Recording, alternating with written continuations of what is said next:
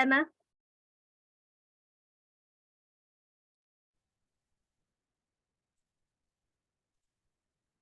Buenos días. Hoy en el marco de nuestro curso de historia nos adentraremos a explorar un- una época particularmente interesante de nuestro pasado, titulado Prosperidad Falaz, que fue de 1845 a 1872. Aquí un dato. El historiador Jorge Basadre fue el que bautizó con este término a esta época donde tuvimos abundante recurso del guano,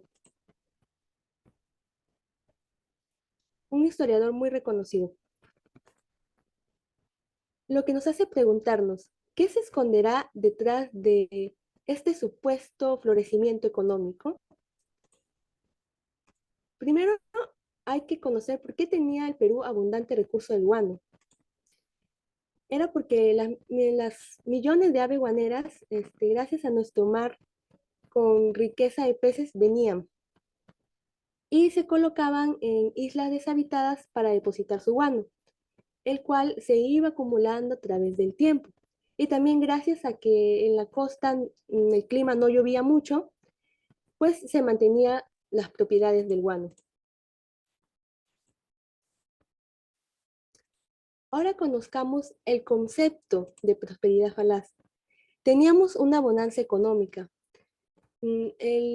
Hacíamos ventas con el guano y con esto ganábamos regular dinero. Alexander von Humboldt fue el que conoció las propiedades del guano peruano. También era reconocido esta época porque seguía el militarismo, gobernaban militares. El más conocido fue Castilla. Otra característica fue que así como tuvimos bonanza económica, que fue la prosperidad, tuvimos deudas, lo falaz. Nos llenamos de deudas.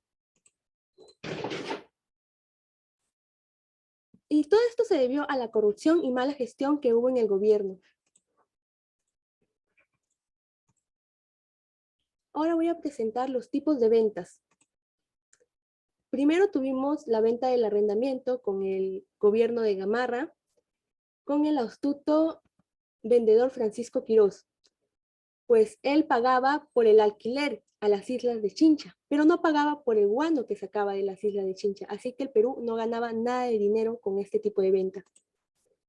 Como segundo tipo de venta tenemos las consignaciones, que fue en el gobierno de Castilla, con la Casa Gibbs. Aquí sí ganaba el Perú. 94% era para el Estado peruano y 6% era para Gibbs. Luego tenemos el monopolio, que fue la última venta que se hizo de guano, ya que con el guano que quedaba, se le vendió todo a Augusto Dreyfus. Ahora conozcamos el primer gobierno de Castilla, que fue de 1845 a 1851. Aquí podemos ver a Castilla. Él, como dije, hizo las consignaciones con la Casa Gibbs, donde Gibbs se encargaba de la extracción, transporte y venta del guano. Era un negocio que convenía mucho al Perú, pero pedía adelantos. O sea, decía, adelántame el 94% que me corresponde el próximo mes. Adelántame, y así se iba aumentando en deudas el Perú. Dinero gastado en burocracia. Todo este dinero que ganaba en las consignaciones lo gastaba más del 50% en pagar al Estado, al presidente, a los ministros, etc. Él también realizó el pago de la deuda externa e interna. La deuda interna era de los criollos, que fue la ley de consolidación, que los criollos, como habían prestado dinero en la independencia, tenían un documento que validaba ese pago que le tenían que hacer con la firma de Simón Bolívar y de San Martín. También hizo la ley de migración china. Como el Perú no tenía mucha población, necesitaba mano de obra. ¿Y qué mejor que la mano de obra barata, que eran de los chinos culíes?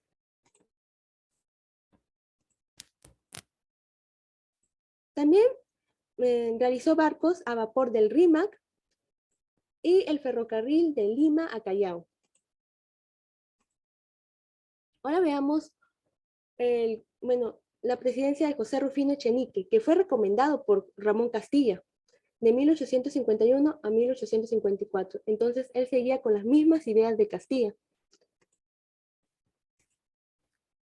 Él tuvo un escándalo de la consolidación de criollos porque los criollos comenzaron a falsificar este documento y de lo que se debía al inicio, se quintuplicó el dinero que comenzó a pagar para los criollos. Así como hizo Castilla, él también hizo las migraciones, pero migraciones alemanas. Los alemanes no venían para trabajar, sino venían para aumentar el comercio.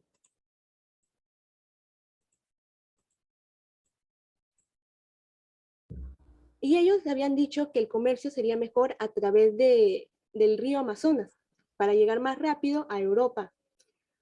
Pero el asunto era que el río Amazonas, la mayor parte le pertenece a Brasil.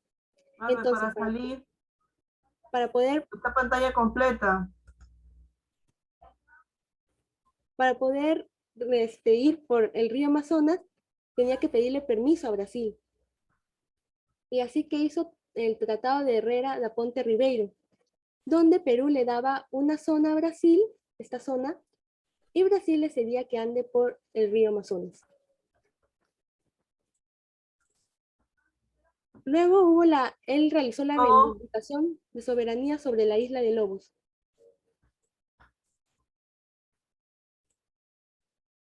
También realizó el ferrocarril de Tacna a Arica, igual que Ramón Castilla, y el barco de guerra de Tumbes.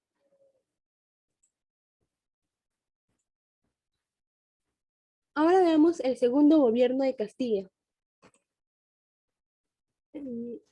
Aquí ya hubo consignatarios peruanos, los criollos. Con el dinero que habían sacado a Rufino Echenique, quintuplicando su deuda, ya tenían plata, así que comenzaron a invertir en el guano. Hizo la Constitución Liberal de 1856, que hasta ahora es importante porque realizó la democracia en el Perú. Hizo también el pago de deuda externa e interna, seguía pagando. Disolución del Congreso y la rebelión de Vivanco. Vivanco no estaba de acuerdo con las ideas de Castilla y hizo su rebelión, pero igual fracasó. Provincia Constitucional del Callao, 1857. Hizo al Callao independiente e hizo el Tratado de Mapasingue, donde puso fin al conflicto con Ecuador en 1860. Ahora veamos el gobierno de Miguel San Román de 1862 a 1863, que fue un gobierno superfluo, ya que San Román murió un año después de que comenzó su gobierno por problemas renales. Lo que hizo fue el cambio de moneda por el sol de oro y sol de plata. Sistema métrico decimal. Y pide también un préstamo al exterior. Luego vamos con el gobierno de Juan Antonio Pezet, de 1873 a 1865. Aquí llegó una expedición científica, donde los españoles venían al Perú para supuestamente conocer nuestro territorio, pero no venían con otras intenciones. Esa fue la excusa para que se queden los españoles, fue que murió uno de ellos en la hacienda de Talambo. Y ellos, para averiguar qué había pasado con el español que se había quedado, pues decidieron quedarse en Perú todavía. E incluso mandaron un juez para que averigüe la muerte de este español.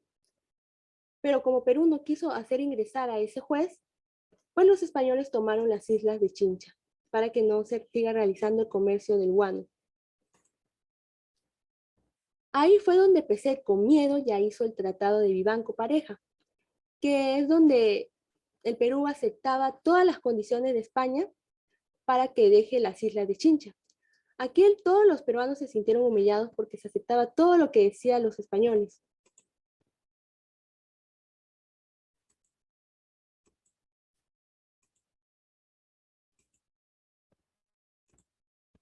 Ahora veamos el gobierno de Mariano Ignacio Prado de 1865.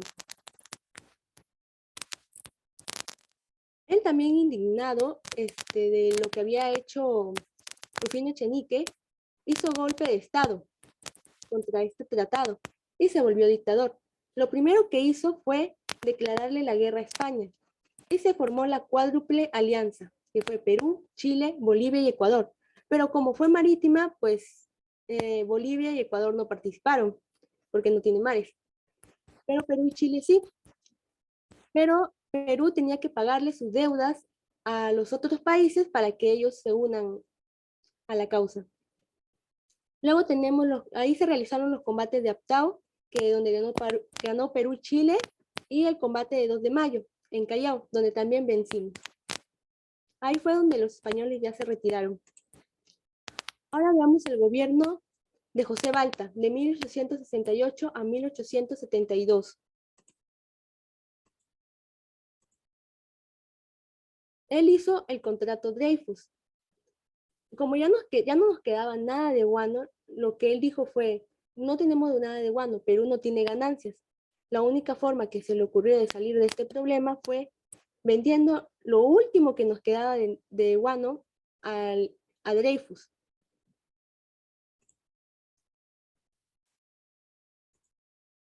Con este dinero decidió construir ferrocarriles para llevar materia prima y así seguir generando dinero. Pero los ferrocarriles costaban de más, así que lo pidieron a deuda y nos seguimos llenando de deudas. E incluso los ferrocarriles fueron mal hechos.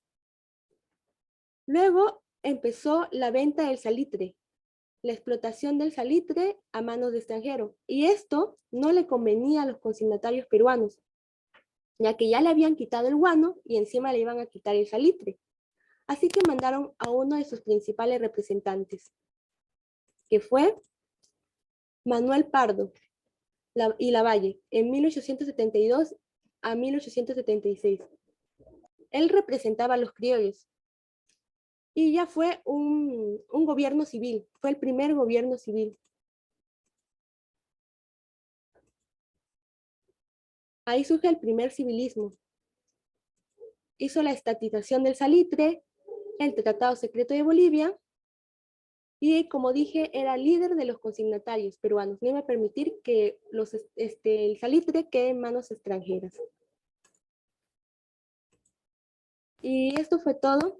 Va a continuar con la historia del gobierno ahora civilista. Y bueno, aquí les presento una frase.